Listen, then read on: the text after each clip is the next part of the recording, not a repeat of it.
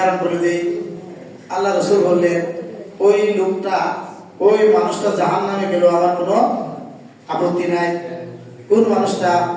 আল্লাহ বললেন, আল্লাহ রাসূল বললেন, যে মানুষটা বাবা মা পেল অথচ জান্নাতে যেতে পারল না। কার কথা? আমার কথা? রাসূলের কথা। পিতা মাতা পাওয়ার পর যে মানুষ জান্নাতে যেতে পারলো না, সেই মানুষটাই হলো কপাল পোড়া। তাহলে তার রোজা কি করে হবে? এইখানে যারা আছেন, বাবা মার খেদমত করেন না, বাবা মার সাথে দুর্ব্যবহার করেন, বাবার সাথে একটু পণ্ডিত টাইপের মানুষ আছেন না, বেশি বুঝে। বাবা কি বুঝে? আমি বাস, আরে আমার বাবা রিক্সা চালে মাটি কেটেই তো আমার এমএ পাস করাইছে। তোর সে যদি বেশি না বুঝতো, তাহলে দরবার ভিতরে লেখাপড়া করে তো তোর কামলা দিয়ে খাওয়া দিত, তোর মানুষের বাসায় রাখাল দিত। তোর তো রাখাল দেয় না তোর বাপে, কারণ তোর চেয়ে বেশি বুঝে। সে চিন্তা করেছে আমি আমার ছেলেটাকে এমএ পাস করাবো। আর এখন আল্লাহ বলছে বিরক্ত হওয়া যাবে না বাবা মার প্রতি। আমরা যে কত বিরক্ত হয়েছি, বাবা মার প্রতি বিরক্ত হলে এত কষ্ট হয়ে যায়। মসজিদে 50 টাকার নামাজ পড়ে এখন এবারে 5000 সওয়াব পাবে না। বাবা মার প্রতি বিরক্ত হলে কোন দিকে 5000 সওয়াব নষ্ট হয়ে 5000 করে হবে বোঝা যায় না। এই জন্য যাদের বাবা মা আছে তারা কি জান্নাত পাইছে। বাবা মা দুইজন জীবিত মানে দুইটা জান্নাত, একজন জীবিত মানে কি একটা জান্নাত। আহা, বিরক্ত লাগে, আসলে লাগে। বাবা অসুস্থ হইলে বিছানায় পাশে পায়খানা করলে আমাদের কাছে বিরক্ত লাগে। না, সব কারণে সুযোগ, জান্নাতে যাওয়ার একটা মহা সুযোগ, কিন্তু আমরা তো বুঝি না। এই জন্য আল্লাহ তাআলা বারংবার কোরআন শরীফে কত আয়াত নাযিল করেছে বাবা মা সম্পর্কে। বুঝতে বুঝতে আল্লাহ তাআলা আমাদের বোঝার তৌফিক দান করুন। সম্মানিত ভাইরা আমার, যারা মানুষের অধিকার নষ্ট করে তাদের রোজা হবে না।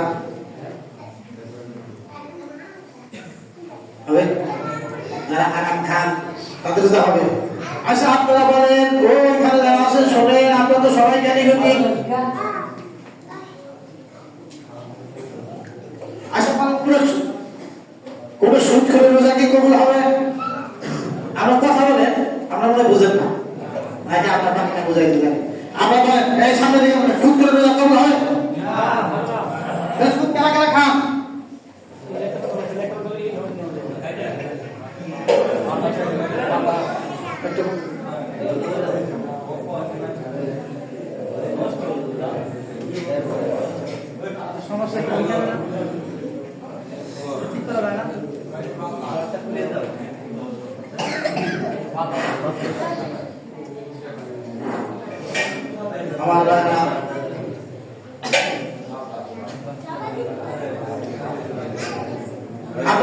আপনার কথা বলেন না, শোনেন।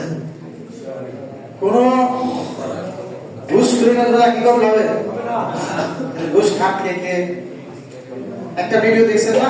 হাতে উপজেলা চেয়ারম্যান, এই উপজেলা নেউনু দেখছেন? আমি তো আগেও বলছি খুব ভাই, খালি লেখাপড়া করলেই মানুষ ক্ষমতা পাওয়ার যোগ্য হয় না, চরিত্র দেখতে হয়। আপনাকে চরিত্র দেখে বলতেছেন। এই যে নেতাগুলো, এরা তো একটা জানো জানার যোগ্য না, তাদেরকে প্রকাশ্যে ফাঁসি দেওয়া উচিত। সরকার কি ব্যবস্থা করবো? বরঞ্চ সাসপেন্ড করবো। সাসপেন্ড করে এক বদলে কারো করে দেবো। মানে ওই এলাকাটা দূষিত করছে, ময়লা করছে, এই গালি মন্ত্রী ময়লা, এর ফাঁসি হওয়া উচিত।